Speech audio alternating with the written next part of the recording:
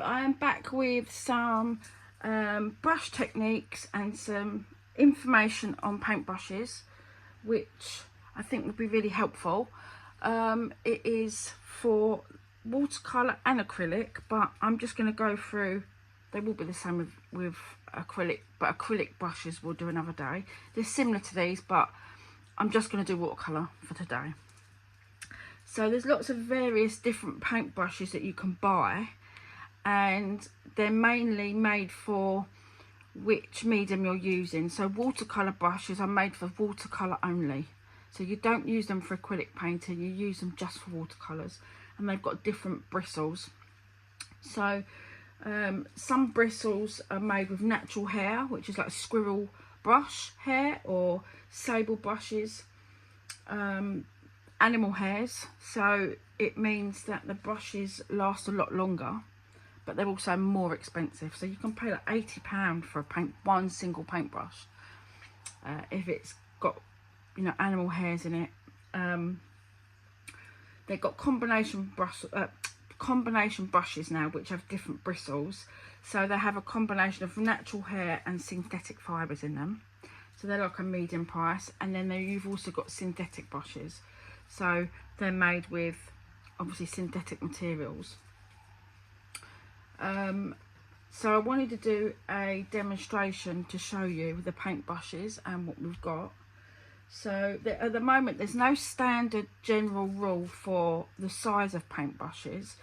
So a paintbrush size 10 to 12 round brush, that might be different for one company than it is for another company. So you might get a size 10 in 5 different brushes with different companies, and they're all different sizes. So it's one of them things that they say it's a 10, but that's their 10.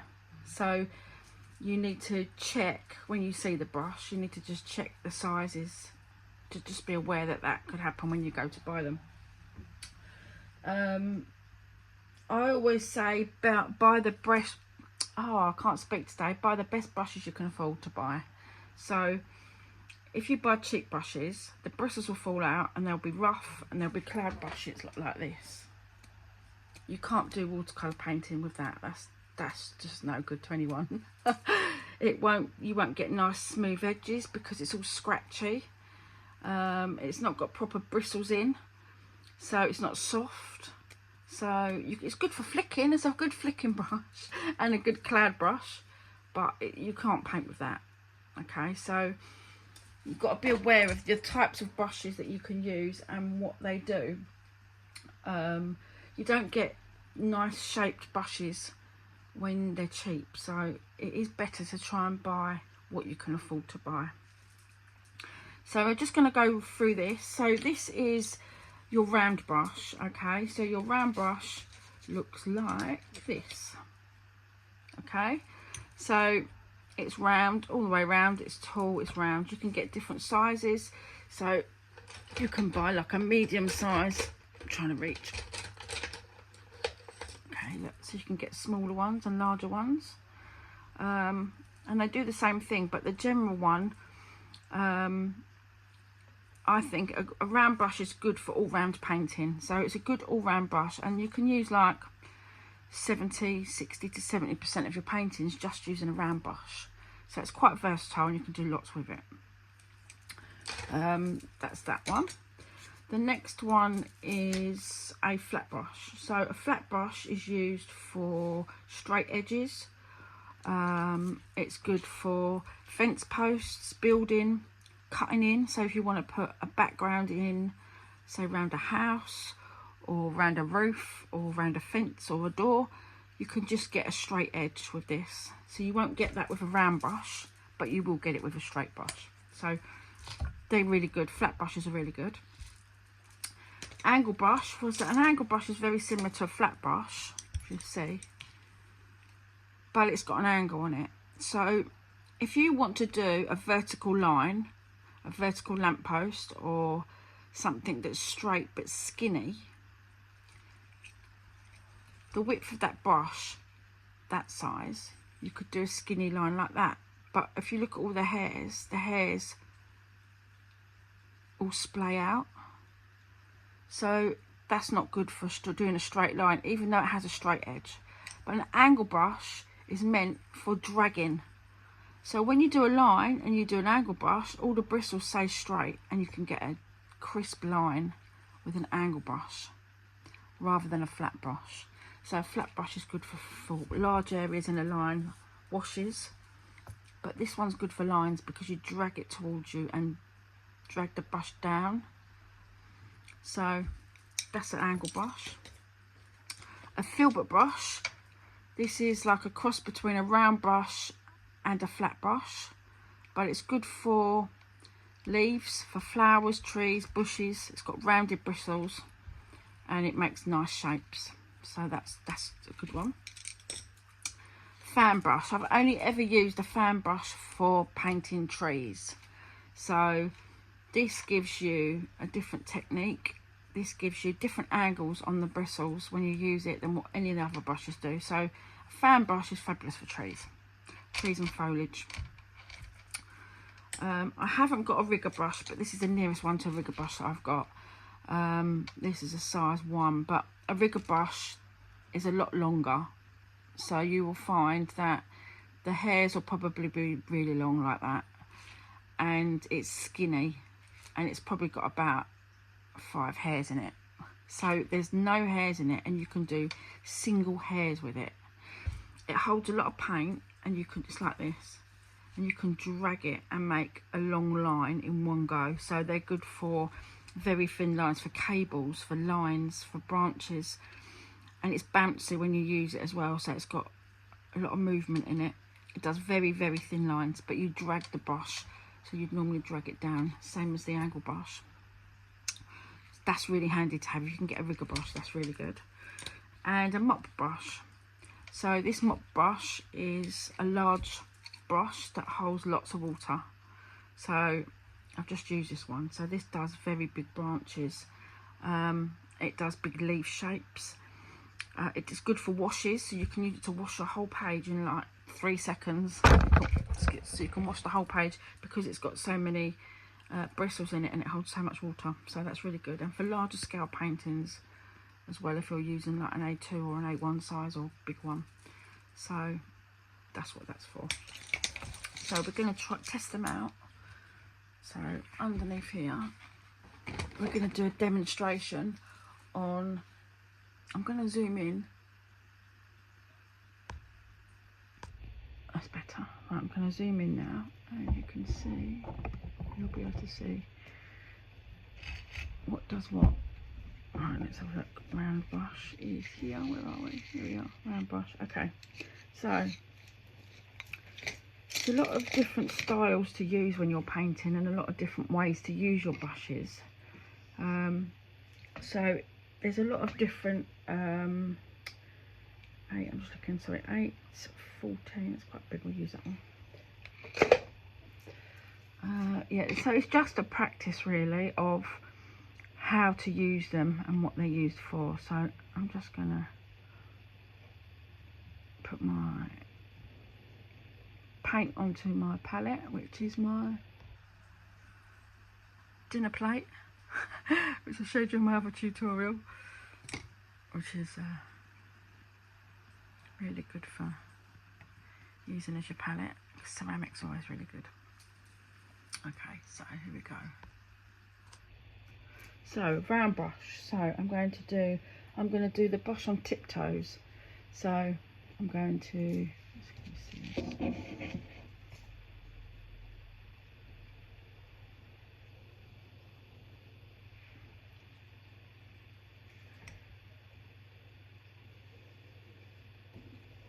so it's good for doing some shapes, like you can do some leaf petals with it, which is quite good. You can do dots with it.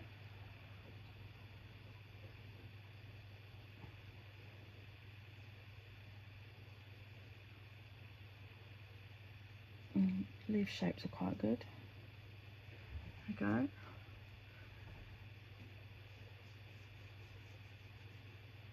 So you can see how good that one is. Okay,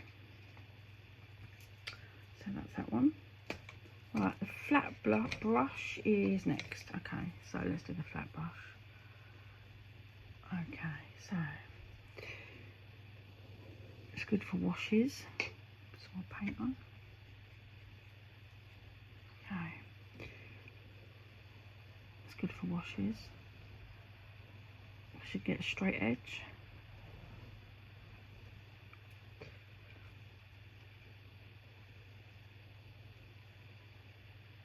Like that.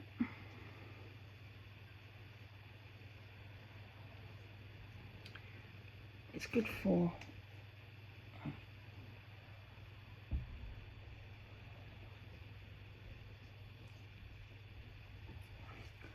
and you can draw that way with it as well, so it'll give you thin lines.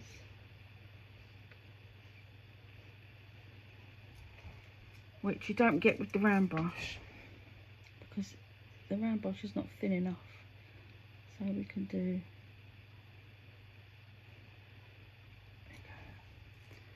so that's quite good. And do some angles. Use it as measurements as well, which is quite good. Just turn it.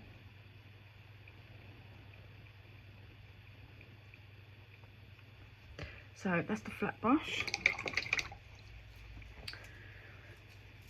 Right, next we've got the angle brush.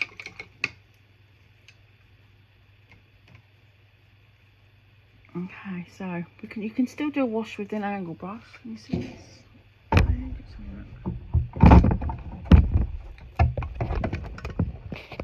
Okay, so still got a wash with an angle brush, which is here. So it still does that,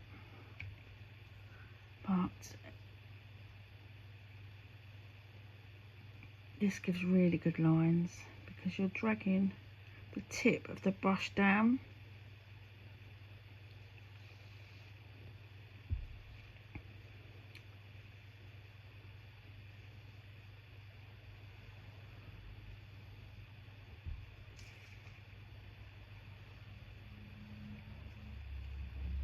So that's a really good brush. I really like an angle brush.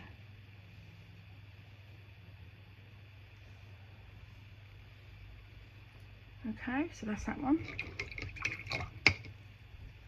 Now a filbert brush. So this is the round one. So a filbert brush is good for its petal shape and leaf shape.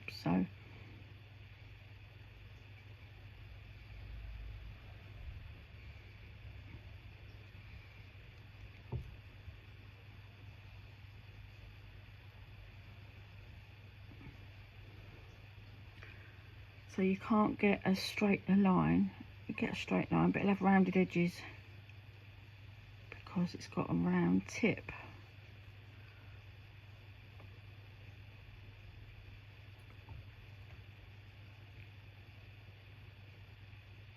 It's good for like little buds and for like leaves.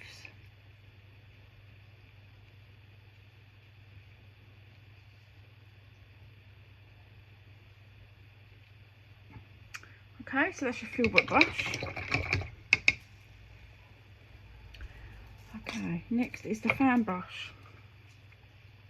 So this is good for trees, and you've probably seen Bob Ross do it on his videos because it's the best thing it's for. So when you use this one, let's see if I can move this up so you can see it a bit more. There we are. Okay, right, fan brush. So fan brush,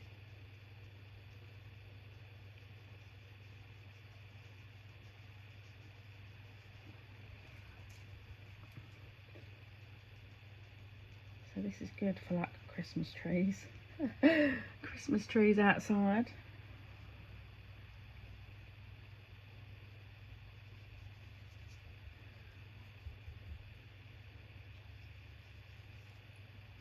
So this is the shape, the line shape that you get.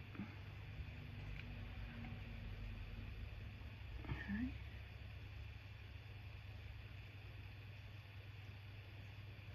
So that's good for bushes, for grasses, tree trunks, like if you was going to do grasses, look, you can do them so quickly with a fan brush. It still do vertical and it does horizontal. So that's a fabulous brush. Even though you don't use it for much, it does the job when you need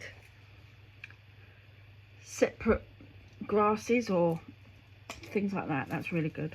So rigger brush, I haven't really got a rigger brush, but this is the nearest one I have got to it, so we'll use this one. So a rigger brush is for your details. So this does a really thin line.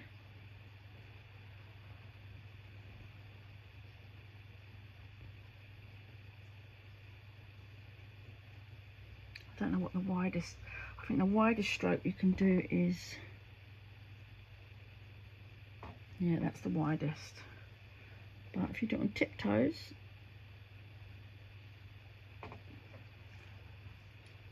you can do some really skinny lines, and that's good for details when you've got like a little painting and you need to put, I don't know, a collar in or some hair in, or you know, a rough space of where the head and the face is and the arms, and you need it in the distance and it's only tiny. This is ideal. So this is one I would suggest you get a rigger brush, and it looks longer than this, got longer bristles. Okay, so that's that one. And then next we're going to use the mop brush. So this is my favourite one. I love this. It's already wet from the last time I used it, so I'm just going to show you. They're like Chinese style brushes, these. Okay, so that's one brush stroke. One brush stroke with one brush. So you can do tiptoes, so you can do quite thinnish, and then you can press down and lift up. These are good.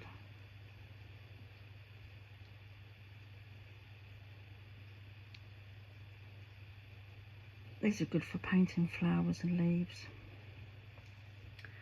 So that's a mop brush. So this mop brush, if you saw the last video, I bought 3 of these in a set and they were £35.